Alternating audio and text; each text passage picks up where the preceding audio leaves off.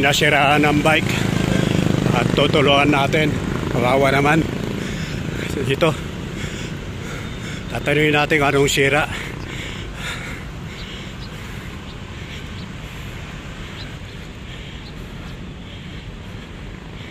Baka sakali makatulong tayo kung anong sira yung kanyang bike.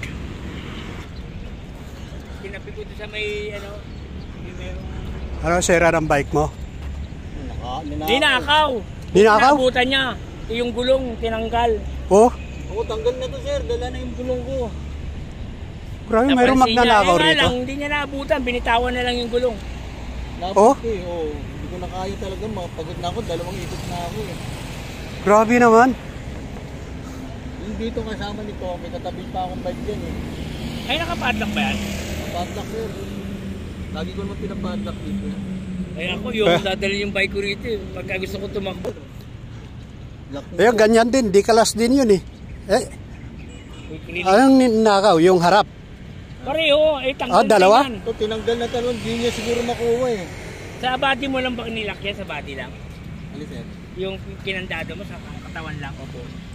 Oh, ganun din sa akin. Hindi kasama yung gulong. Yung katawan lang. Grabe naman yun. Parang kawatan siya talaga. Talagang nakasombrero. Sinlaki ko lang eh, sintaas ko. Kala ko nasiraan ka. Dahil meron ako pambomba. Inaabol ko pa nga, hindi ko na kaya eh. Binitawan na lang. Ini-expect ko, kaya ako inaabol, may makakasalubong ako. Oh. Habang inaabol ko doon, wala akong masalubong. Sisigawan ko sana, magnanakaw, harangin eh. Ano mga oras yun? Mga alas 5? Mga isang oras na sir. Oo. Meron pala rito.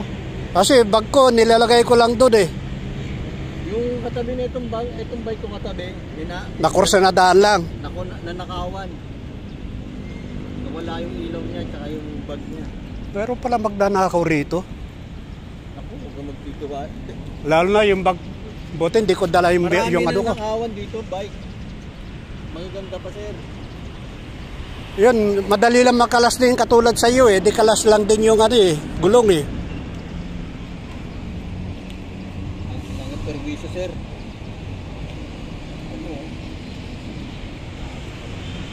Kala ko nasira nga, mayroon akong patsi.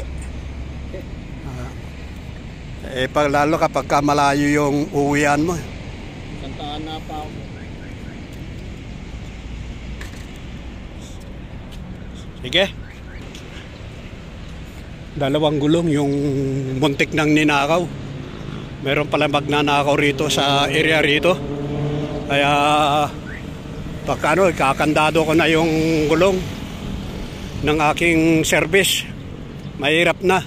Layo-layo pa naman ang uwian. Bago ka makauwi eh. Wala kang service. Hindi ka makakapunta dun sa gusto mong pupuntahan. Grabe mga tao rito pala. Mga magnanakaw. Bote nakita ka agad eh.